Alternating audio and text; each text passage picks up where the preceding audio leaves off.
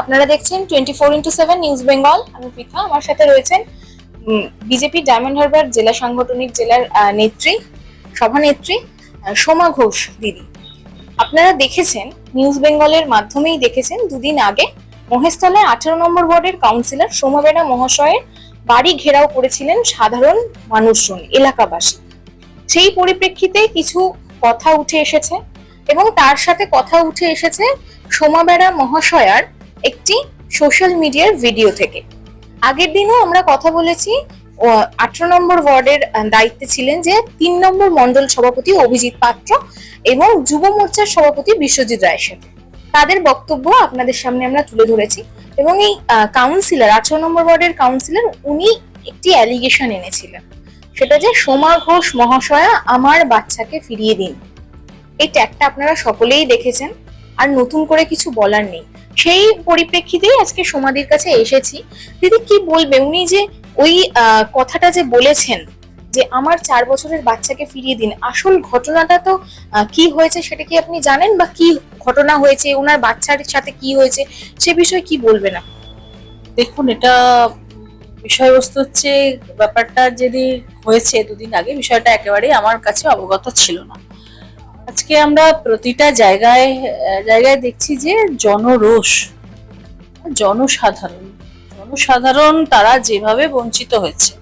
আর একটা ওয়ার্ড, 18 নম্বর ওয়ার্ড, সেখানে শুনেছি যে একটা জুয়া সাট্টা, মদের আসর, হ্যাঁ, মেয়েদের মানে রাত 6টা-7টার পরে কোনো মেয়ের কোথাও যাওয়ার মতো অবস্থায় ছিল না। একটা মহিলা বোধহয় ফিরতে পারতো না রেল লাইন বা কোনো কিছু ধার দিয়ে। পুরোটাই একদম অত্যন্ত জঘন্য জায়গায় ছিল। তো যেহেতু কাউন্সিলর দীর্ঘদিন তারা আধিপত্য চালিয়েই এসেছে, তার হাজবেন্ড ভাসুর বোধহয় এর সাথে জড়িতও আছে।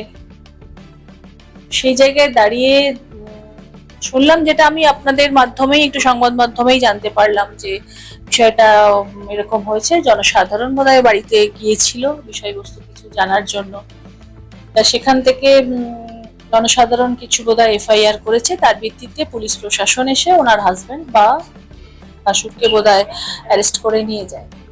সেই জায়গায় দাঁড়িয়ে উনি একটা ভিডিও করেছেন, যেটা ফেসবুকে দিয়েছেন। সেখানে আপনাদের মাধ্যমেই আমি সেটা পেয়েছি।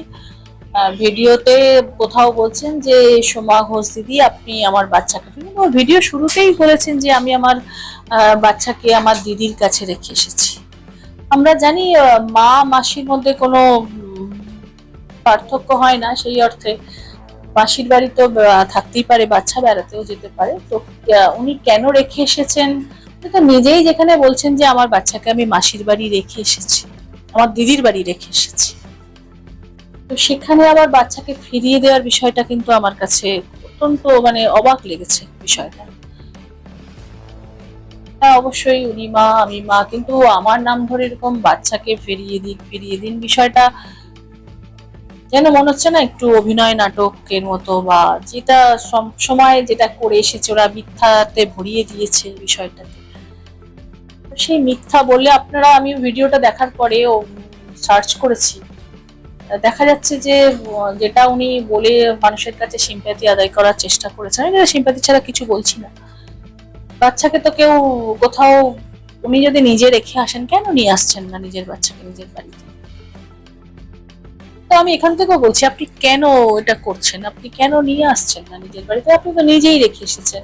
আর যেটা শোনা গেছে ওনার বাড়িতে সিসিটিভি আছে, বা সেদিন যদি কোনো কি ঘটনা ঘটেছে, যা জনসাধারণ গিয়ে কি বলেছে, কারণ আমি তো জনসাধারণের কাছে, জনসাধারণও তো এই ধরনের কাজ করতে পারে না, কখনোই করতে পারে না। একদম সম্পূর্ণ ভুল বার্তা একটা মানুষকে দিচ্ছেন আর কি। যে ভুল বার্তাটা বারবার তৃণমূল করে থাকছে, সেই ভুল বার্তাই কিন্তু আবার দিচ্ছে। দেখুন কি, একটু খতিয়ে দেখুন, ওনার যেখানে বার্তাটা করেছেন, ওনার সম্বন্ধেই কিন্তু মানুষ আবার রাগ উগড়ে দিয়েছে যে আপনি নিজে নাটক করছেন, নাটক করে এই সমস্ত বিষয়ে বলছেন, আর কতদিন আপনারা দুর্নীতি করবেন।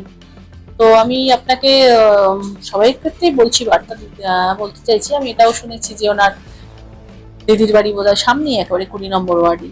আচ্ছা, সেখানে আর ছেলে সেখানেই আছে এবং মাসির সাথে বাবার সাথে বাইরেও দেখা যাচ্ছে আছে। এখানে বিষয়টা একটু মানে জোর করে একটা বলার মতোই আর কি, বিষয়টা ফিরিয়ে দিন। আপনি দিদিভাই, আমি এখান থেকে আমি আপনাকে বলছি যে আপনি নিশ্চিন্তে আপনি আপনার বাচ্চাকে নিয়ে যেখানে আপনার মনে হয় কমফোর্ট, আপনি অবশ্যই সেখানেই থাকুন। এটা ভারতীয় জনতা পার্টি, আপনি কিন্তু এইভাবে বলতে পারেন না। ভারতীয় জনতা পার্টি সবার সাথে, সবার জন্য, সবার বিকাশের জন্য, সবার কল্যাণের জন্য। তো এখানে আপনি আঙুল তুলছেন সরাসরি ভারতীয় জনতা পার্টির। আপনি বলেছেন আমাদের ওখানে যে মন্ডল সভাপতি বা যাদের নাম বলেছেন, তারা তো কোনো কিছুর সাথে জড়িতই ছিল না। যেহেতু আমাদের একটা উপর মহল থেকে নির্দেশ আছে যে কোথাও কোনো রকম অশান্তি হলে যেটা থামানো যায়, সেটা আপনাকে, যখন আপনার প্রতিবেশীরা আপনাকে ঘিরে ধরেছে, সেখান থেকে তো আপনাকে রক্ষা করার জন্য ওরা হয়তো কোথাও সামনের দিকে গিয়েছিল, কিন্তু আপনি বিষয়টাকে ঘুরিয়ে দিয়ে অন্যরকম ভাবে একটা সিম্প্যাথি আনার চেষ্টা করছেন। এটা কিন্তু হ্যাঁ, আপনি বলতে পারেন আপনি তৃণমূলের কাউন্সিলর, আপনারা যেভাবে দুর্নীতি করে এসছেন, আপনারা যেভাবে মিথ্যাচার করে এসছেন, তারই একটা প্রতিফলন হিসাবে আপনি কিন্তু এটা দেখাতে চাইছেন। কিন্তু এটা টেকেনি আর টিকবে না, বিষয়টা কিন্তু একেবারেই টিকবে না। আপনি আপনার দিদির বাড়িতে থেকে আপনার বাড়িতে আপনার বাচ্চাকে নিয়ে এসে একদম নির্দ্বিধায় থাকুন। এখানে কোনো রকম আপনি যেটা ভাবছেন যে এটা বলে আপনার হাজব্যান্ড বা ভাসুর যে অ্যারেস্ট হয়েছে, সেক্ষেত্রে হয়তো আপনি এটাকে সিম্প্যাথি নেওয়ার চেষ্টা করেছেন। আপনার হাজব্যান্ড বা ভাসুর যে অ্যারেস্ট হয়েছে, সাধারণ মানুষ সেখানে তাদের নামে কি দিয়ে এসছে, থানার মধ্যে এফআইআর করেছে, কি বিষয় লিখিত জমা করেছে, প্রশাসনের কাজ প্রশাসন করেছে। তো সাধারণ মানুষ প্রশাসনের দ্বারস্থ হয়েছে, প্রশাসন যেটা বুঝেছেন সেই কাজটা প্রশাসনই করেছে। আর এখানে বাচ্চাদের জড়াবেন না, দয়া করে আমাদের একদম বিনতি যে এখানে আপনি একদম এই অভিনয়টা করবেন না, বাচ্চাদের জড়াবেন না। আপনি আপনার বাচ্চাকে আপনার সঙ্গে রেখে নির্দ্বিধায় আপনি থাকুন। আপনি যদি একদম ন্যায়ের সতের পথে থাকেন, তাহলে আপনার তো এই ভয় পাওয়াটা উচিতই না। আপনি যদি মানুষের জন্য মানুষের হয়ে কাজ করে থাকেন, তাহলে মানুষ কেন আপনার কাছে যাচ্ছে, আর মানুষকে আপনি ভয় পাচ্ছেন কেন? আপনি একদম নির্দ্বিধায় আপনার যেটা আপনি নিজে রেখে এসেছেন বাচ্চাকে, বারবার আপনি নিজে ভিডিওতে যেখানে বলছেন আমার বাচ্চাকে আমি আমার দিদির বাড়িতে রেখে এসেছি, সেখানে আবার পরে বলতে চাইছেন যে আপনি আমার বাচ্চাকে ফিরিয়ে দিন। বিষয়টা যেন মানে সেই মিথ্যাচার হতে হতে এটাও যেন একটা সেই নাটক যাত্রার মতো হয়ে গেছে বিষয়টা। যাই হোক, সেরকম যদি আপনি একেবারেই আপনার বাচ্চাকে নিয়ে আপনার বাড়িতে একদম নির্দ্বিধায় থাকুন। এখানে উনি একটা কথা বলেছেন ভিডিওতে যে ওনাদের উপর আক্রমণ হয়েছে, ওনার হাজবেন্ডকে মারধর করা হয়েছে, ভাসুরকে মারধর করা হয়েছে, বাড়ি ভাঙচুর হয়েছে। ওনার বাড়িতে কিন্তু সিসিটিভির ক্যামেরা ছিল এবং উনি ওখানে অন স্পট দাঁড়িয়ে আমাদের সংবাদ মাধ্যমে উনি বাইটও দিয়েছেন, তখন কিন্তু উনি এই কথাগুলি উল্লেখ করেননি। আপনার সে বিষয়ে কি মত? দেখুন, আপনারা যদি সংবাদ মাধ্যম ওখানে উপস্থিত হয়েই থাকে, তাহলে তো প্রশাসনও আছে, সংবাদ মাধ্যম আছে, বাড়িতে সিসিটিভি আছে।